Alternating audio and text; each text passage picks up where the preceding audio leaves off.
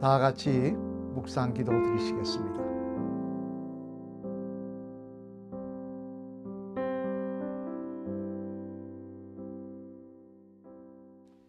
찬송 357장입니다. 357장 함께 부르시겠습니다. 주 믿는 사람 일어나 다 힘을 합하여 이 세상 모든 마귀를 다 쳐서 멸하세. 저 앞에 오는 적군을 다 싸워 이겨라. 주 예수 믿는 힘으로 온 세상 이기네. 믿음이 이기네. 믿음이 이기네. 주 예수를 믿음이 온 세상 이기네. 온 인류 마귀 배율로 큰 죄에 빠지니 진리로 띠를 띠고서 늘 기도 드리세. 참 믿고 의지하면서 겁없이 나갈 때 주 예수 믿는 힘으로 온 세상 이기네. 믿음이 이기네. 믿음이 이기네. 주 예수를 믿음이 온 세상 이기네. 끝까지 이긴 자에게 흰옷을 입히고 또 영생 복을 주시니 참 기쁜 일일세. 이 어두운 세상 지나서 저 천성 가도록 주 예수 믿는 힘으로 온 세상 이기네. 믿음이 이기네. 믿음이 이기네. 주 예수를 믿음이 온 세상 이기네. 아멘. 하나님의 말씀은 누가복음 4장 말씀입니다. 누가복음 4장 말씀 봉독하도록 하겠습니다.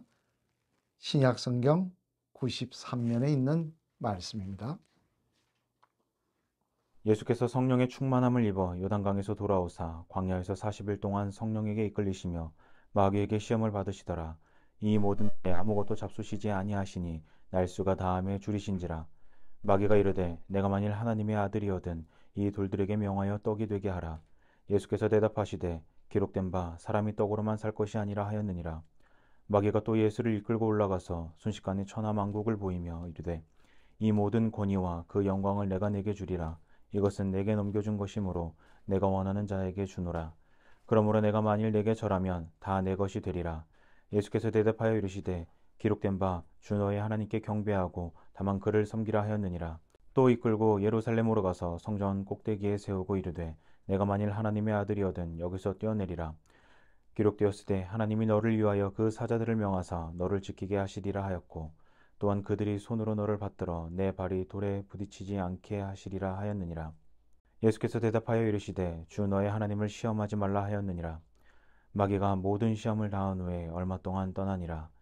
예수께서 성령의 능력으로 갈릴리에 돌아가시니 그 소문이 사방에 퍼졌고 친히 그 여러 회당에서 가르치심에 무사람에게 칭송을 받으시더라. 예수께서 그 자라나신 곳 나사렛에 이르사 안식일에 늘 하시던 대로 회당에 들어가사 성경을 읽으려고 서심해 선지자 이사야의 글을 들이거늘 책을 펴서 이렇게 기록된 데를 찾으시니 곧 주의 성령이 내게 임하셨으니 이는 가난한 자에게 복음을 전하게 하시려고 내게 기름을 부으시고 나를 보내사 포로된 자에게 자유를 눈먼 자에게 다시 보게 함을 전파하며 눌린 자를 자유롭게 하고 주의 은혜의 해를 전파하게 하려 하심이라 하였더라. 책을 덮어 그 맡은 자에게 주시고 앉으시니 회당에 있는 자들이 다 주목하여 보더라.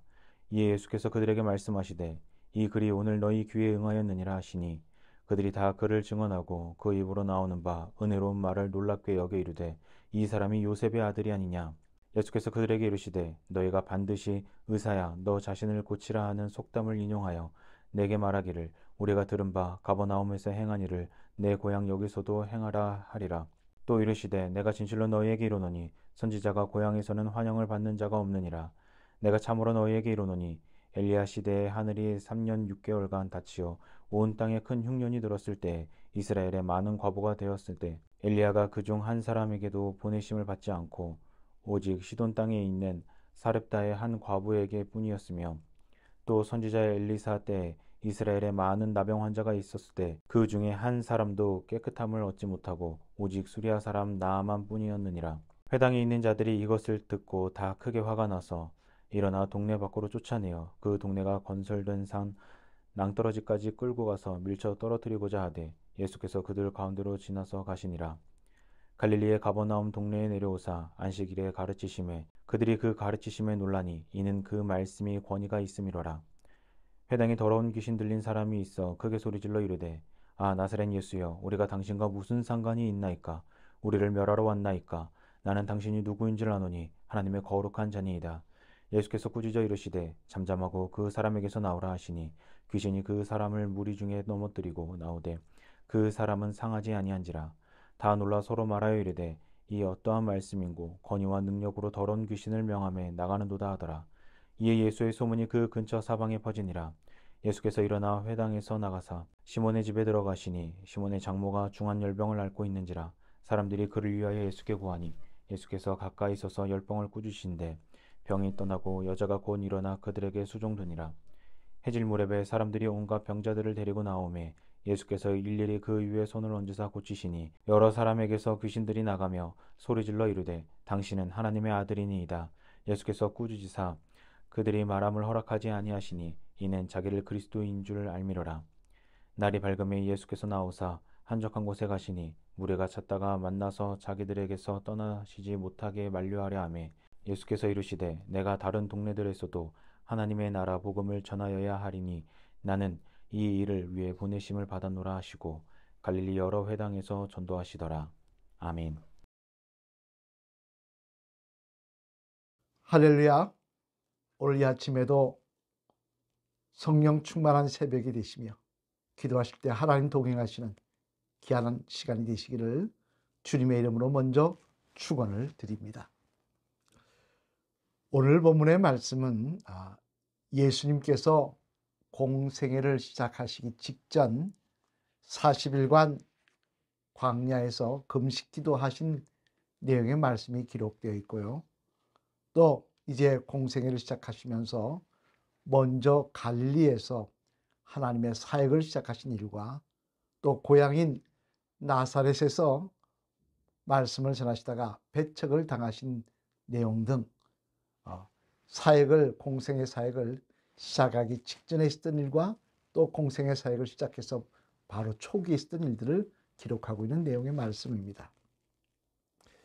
오늘은 그 가운데 예수님께서 당하셨던 마귀와의 시험에 대한 문제를 한번 생각해 보려고 합니다. 왜 마귀와의 시험에 대한 문제를 생각해 보려고 하냐면요. 오늘 이 본문에 나오는 마귀가 예수님을 찾아와 시험한 내용 가운데 그 시험하는 특징이 보여지기 때문에 그렇습니다. 그러면 마귀는 지금 어떤 시험의 특징을 가지고 예수님을 찾아오고 또 우리에게 찾아올까? 오늘 그 내용을 한번 생각해 보려고 하는데요. 그러면 마귀가 예수님을 시험한 내용 가운데 특징이 뭐냐? 먼저는요, 이루었다고 생각할 때 시험하였다는 것입니다. 오늘 보면 1절 말씀 한번 같이 읽으시겠습니다. 시작. 예수께서 성령의 충만함을 입어 요단강에서 돌아오사 강야에서 40일 동안 성령에 이끌리시며 또 2절도 같이 읽겠습니다. 마귀에게 시험을 받으시더라. 이 모든 날에 아무것도 잡수시지 아니하시니 날수가 다함에 줄이신지라. 아멘.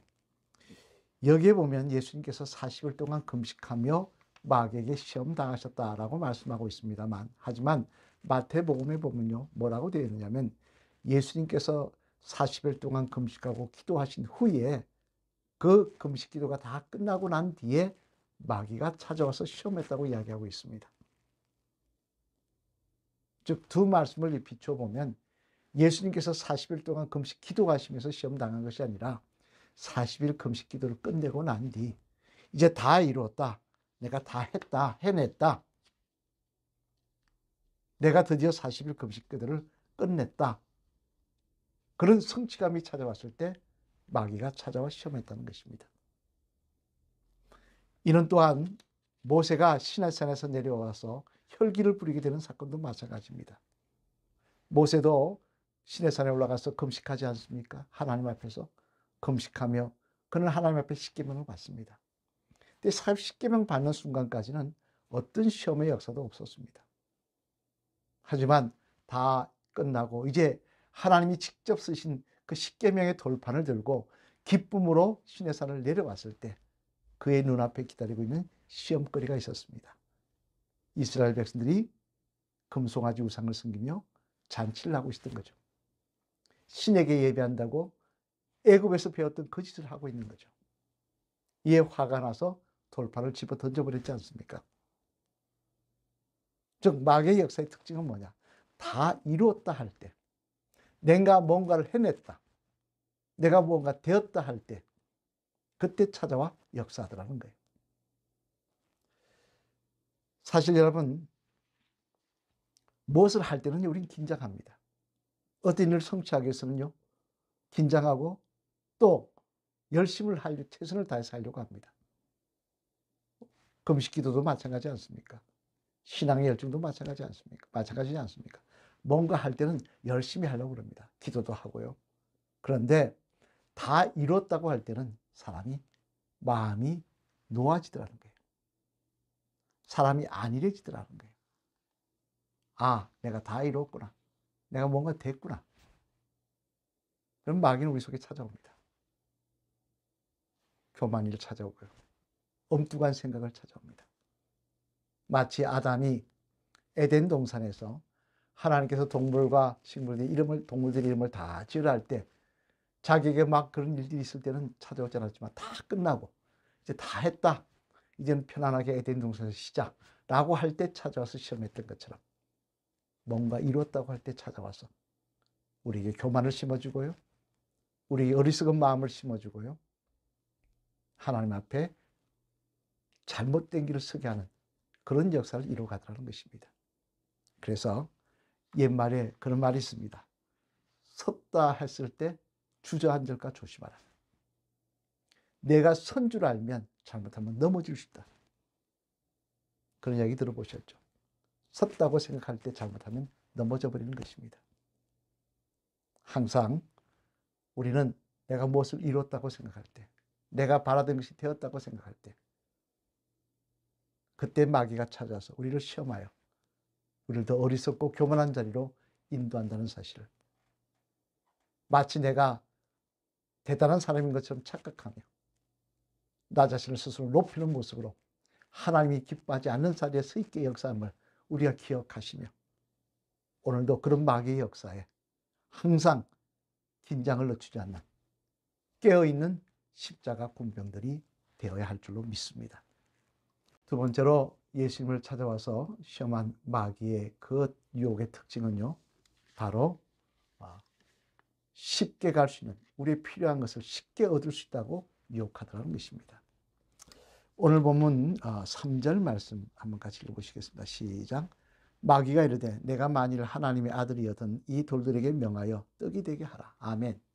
무슨 말씀입니까? 이 돌들로 떡을 만들어 먹으라는 거예요. 여러분 40일 금식하셨으면 얼마나 배가 고프겠습니까? 그런 상황 속에서 떡을 만들어 먹으라. 정말 귀에 솔깃한 이야기죠. 여러분도 금식해 보셨습니다만 얼마나 음식 냄새가 코를 자극합니까? 얼마나 먹고 싶습니까? 육신을 입은 이상은 금식하는 것만큼 사실 힘든 일은 없습니다. 그런데 떡을 만들어 먹으라 그러는데요. 어떻게 만들어 먹으라 그럽니까?